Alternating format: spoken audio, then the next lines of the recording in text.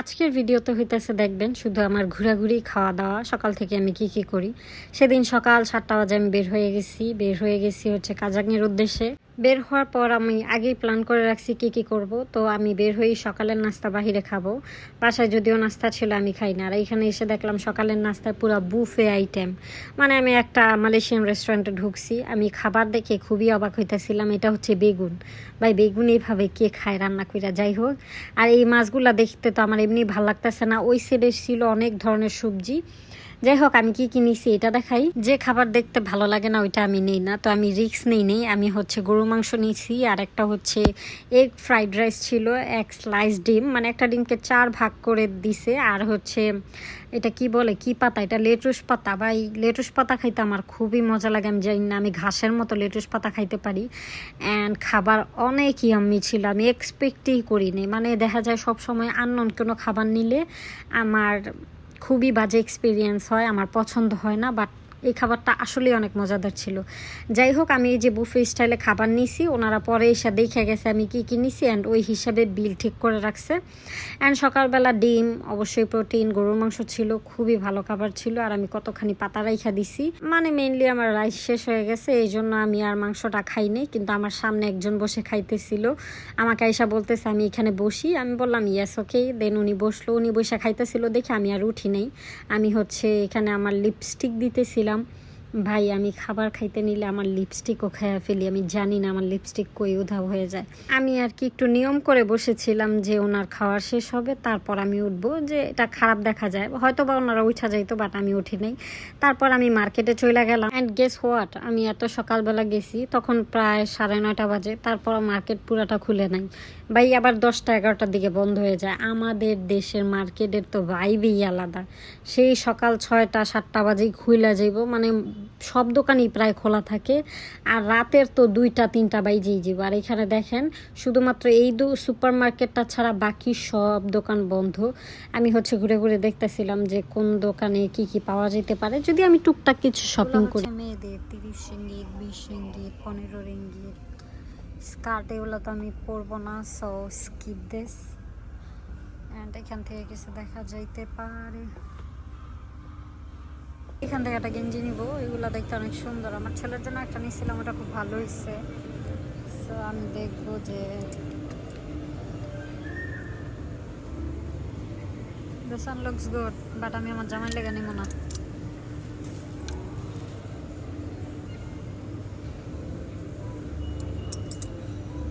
জাং শপিং মলের নিচতলায় হচ্ছে এরকম একটা অপশন থাকে যেখানে খুবই কমে রিজনেবল প্রাইসে আপনি রেগুলার ওয়্যার ড্রেস নিতে পারবেন। আমি মাঝে মধ্যে আমার গেঞ্জি, ট্রাউজার বা সারফারাজের যদি নর্মালি পরার গেঞ্জি লাগে তাহলে আমি এখান থেকে নিয়ে নিই। এটা এখানে ভালো অপশন পাওয়া যায়, দামিগুলো আছে 5 রিঙ্গিত, 10 রিঙ্গিত। তারপর আমি একটা হচ্ছে কানের দুলের দোকানে গেলাম, অনেক কানের দুল দেখলাম। বেসিক্যালি আমি হচ্ছে এখন কানের দুল তো পরিই না, কারণ সারাদিন আমি হিজাব পরে থাকি, বাহিরে বের হলেই হিজাব পরা থাকে।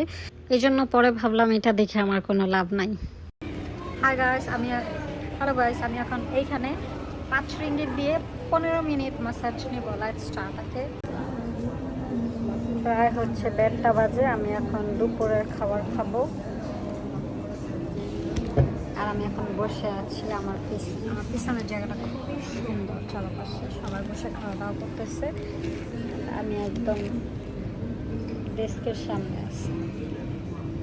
এখানে না স্টেক পাওয়া যাইতেছে, আমি নেক্সট টাইম স্টেক ট্রাই করবো, বিকজ 1 পার্সনের জন্য stake is too much.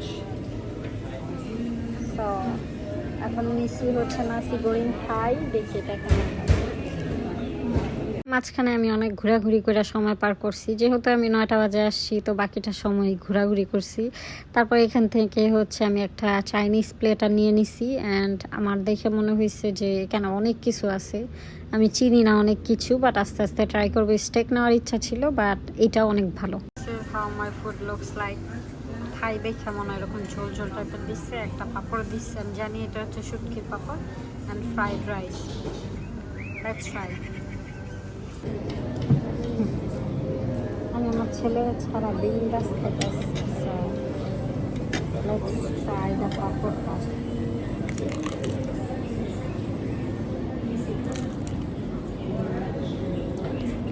This one is good. মাছের রান্না সময় হবে।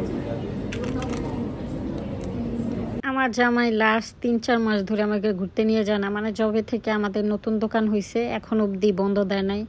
আল্লাহর রহমতে আমার হাজব্যান্ড অনেক হার্ড ওয়ার্ক করে, আমি যেটা নিয়ে একদমই আফসোস করি না, কারণ উনি অনেক চেষ্টা করতেছে।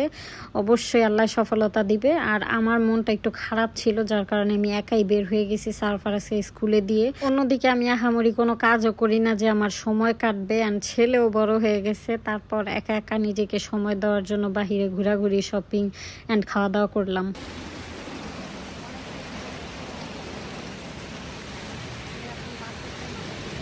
প্রায় ৩টা বাজে আমি বাসের জন্য অপেক্ষা করতেছিলাম, আর বাস আসতেছিল না। আমি প্রায় ১ ঘন্টা ওইখানে বসেছিলাম।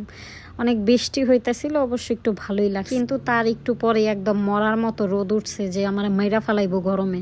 প্রায় ৩:৩০ বাজে আমি বাসায় চলে আসছি, আর অনেক রোদ বাহিরে, দেখাই যে আমার মুখ পুড়ে যেতেছে এমন অবস্থা। আশা করি আজকের ব্লগটা আপনাদের ভালো লাগছে। সবাই ভালো থাকবেন, tata, bye bye, see you. আমি বাসায় যাইতেছি এখন, বাসের থেকে নামছি এখানে। বাই।